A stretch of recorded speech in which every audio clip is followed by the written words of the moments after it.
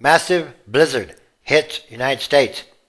A colossal blizzard roaring across a third of the country, paralyzed the nation's heartland with ice and snow, leaving motorists stranded for hours and shuttering airports and schools as it barreled toward the northeast.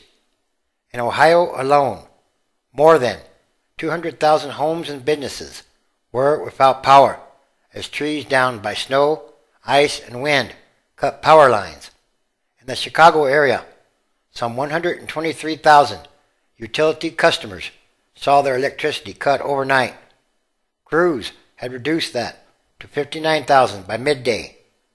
In Texas, soaring electricity demand due to frigid cold forced the power grid operator to start rolling blackouts of up to an hour to 1 million homes. In the Northeast, Boston saw heavy snow Tuesday, followed by rain on Wednesday, and then the likelihood of iced-over streets by nightfall. Several building roofs collapsed due to the weight, though no injuries were reported. New York City, for its part, could see nearly an inch of ice covering its streets and sidewalks. The monstrous storm, billed as the worst in decades, delivered knockout after knockout as it made its way from Texas to Maine, touching some 30 states and bringing a huge swath of the country to a halt. Major automakers shut down plants in 6 Midwestern states, as did hundreds of smaller employers. The storm was, if not unprecedented, extraordinarily rare. National Weather Service meteorologist Thomas Spriggs said, "A storm that produces a swath of 20-inch snow is really something we'd see once every 50 years. Maybe," Spriggs said. The Red Cross said it had opened more than 70 shelters across the Midwest. Approximately 2,430 National Guard troops are providing winter storm support, NBC News reported. The system was blamed for at least 10 deaths, including a homeless man who burned to death on Long Island as he tried to light cans of cooking fuel, and a woman in Oklahoma City who was killed while being pulled behind a truck on a sled that hit a guardrail. In areas where the storm had passed, a deep freeze set in. In the Kansas City area, air temperatures in the single digits and below were translating to wind chill temperatures of 5 below to 15 below 0 degrees. In North Dakota, wind chills were ranging Wednesday from 35 below to 55 below 0. And in Minnesota, wind chill temperatures were ranging from 25 below to 35 below 0. Overnight, temperatures in northern Illinois were expected to fall to -5 to -20, with wind chills dropping to 20 to 30 below 0. The extreme temperatures were overwhelming services for the poor and homeless in many areas. When you combine snow with wicked cold, it brings even the toughest people in, said Dennis Chapman, Associate Executive Director of the City Union Mission in Kansas City, which sheltered nearly 400 people Tuesday night. Weather forecasters warned ice accumulations could knock down some tree limbs and power lines across the storm's more than 2,100-mile path. Ice also could affect transit service, even as plow drivers struggled to keep up with the snow on many roads. In Chicago, the city shut down Lake Shore Drive for the first time in years, as hundreds and hundreds of motorists were stranded overnight after multiple car accidents on the iconic roadway. On Wednesday morning, Lake Shore Drive looked like rush hour had been stopped in time. 3 lanes of cars cluttered the road, with snow reaching as high as the windshields. Some cars were almost completely buried. Bulldozers worked to clear the snow from around the cars, and tow trucks plucked them out of snowdrifts one by one. The operation likely would take many hours. Up to 900 cars awaited rescue. Chicago O'Hare reported 20.2 inches of snow by 10:30 a.m. Eastern Time, the third highest snowfall total in the city's recorded history after the blizzards of 1967 and 1999. More snow was still possible. Missouri reopened Interstate 70 from Kansas City to St. Louis on Wednesday after closing it for the first time in history. The state has as much as 1.5 feet of snow. In the Northeast, spots in northern New York had already gotten more than a foot of snow. New York City was expected to get up to 3/4 of an inch of ice by midday before the mix of sleet and freezing rain warms up the rain. More than 5,300 flights had been canceled Wednesday, or more than 16% of the day's scheduled traffic, according to flight tracking service FlightAware.com. That came a day after airlines grounded 12,630 flights due to the storm. At Chicago's O'Hare Airport, airlines canceled all flights Wednesday and probably into Thursday. That was certain to have ripple effects at other U.S. airports, effectively shutting down America's most important aviation hub. Hits the system immeasurably hard. Boston's Logan Airport was closed for a brief time as well. Amtrak canceled trains in the Midwest as well as service between New York City and Philadelphia.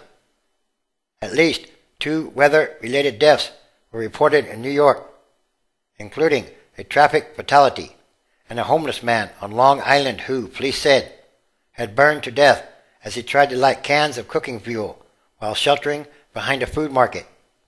Everything is frozen. More than 200,000 homes and businesses in Ohio began Wednesday without power, while in excess of 100,000 customers had no electricity in New Jersey and Pennsylvania, which were hit with mostly freezing rain and ice. Rolling blackouts were in Texas, including Super Bowl host city, Dallas. As of 8 a.m. Eastern Time, approximately 54,000 customers were without power in the Dallas-Fort Worth metro area and in parts of East and West Texas. The NFL did manage to stick to its Super Bowl schedule, holding media activities at Cowboys Stadium in suburban Arlington as planned, though the city's ice-covered streets were deserted. The Federal Emergency Management Agency director said the agency is on standby with generators, food, water, and other supplies to help state and local authorities. In Chicago, public schools were closed for the first time in 12 years. Crews were still trying to rescue some motorists Wednesday morning who had been stuck on Lakeshore Drive for 12 hours. It wasn't clear exactly how many motorists had been trapped, and some had abandoned their vehicles. It was like insane, one of the motorists said. No one knows anything. Everything's frozen. Bulldozers moved snow away from an estimated hundreds of cars that remained buried up to their roofs Wednesday morning after drivers had been rescued. Only then could tow trucks move in. A shuttle bus sat abandoned with its door open, letting snow blow inside and build up on the driver's seat as the radio continued to transmit. The chief of staff to Mayor Richard Daley said crews' efforts to rescue motorists had been severely hampered by snowdrifts, high winds, and whiteout conditions. The Weather Channel reported snowdrifts of up to 8 feet in Lake County, north of Chicago. Reports of more than 20 inches of snow came in from Racine, Wisconsin, parts of Kane County, west of Chicago, and Beach Park, Illinois. In Oklahoma, rescue crews and the National Guard searched overnight for any motorists who might be stranded along its major highways after whiteouts shut down Tulsa and Oklahoma City. Kansas Governor Sam Brownback declared a state of emergency in 53 counties, the Weather Channel said. And again, this was a massive, huge, mega winter storm, covering over 2,100 miles from end to end. More weather gone wild. And all these are more signs of the times, the end times, transition days, which is a continuing day-by-day process. Everything is connected, and everything is numbered. Again, Mark chapter 13, verse 7.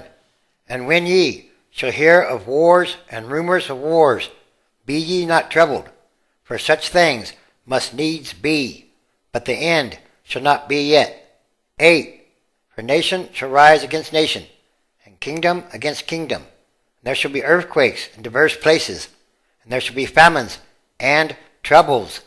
These are the beginnings of sorrows. Luke chapter 17, verse 26.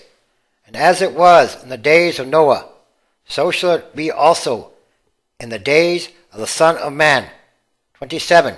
They did eat, they drank, they married wives, they were given in marriage, until the day that Noah entered into the ark, and the flood came, and destroyed them all. 28. Likewise, also as it was in the days of Lot, they did eat, they drank, they bought, they sold, they planted, they builded. 29. But the same day that Lot went out of Sodom, it rained fire and brimstone from heaven, and destroyed them all. 30. Even thus shall it be in the day when the Son of Man is revealed. 31. And that day he which shall be upon the housetop, and his stuff in the house, let him not come down to take it away. And he that is in the field, let him likewise not return back. 32. Remember Lot's wife. 33. Whosoever shall seek to save his life shall lose it, and whosoever shall lose his life shall preserve it. Revelation chapter 5. And I saw in the right hand of him that sat on the throne a book written within and on the backside, sealed with 7 seals. 2. And I saw a strong angel proclaiming with a loud voice, Who is worthy to open the book and to loose the seals thereof? 3. And no human in heaven, nor on earth, neither under the earth, was able to open the book, neither to look thereon. 4.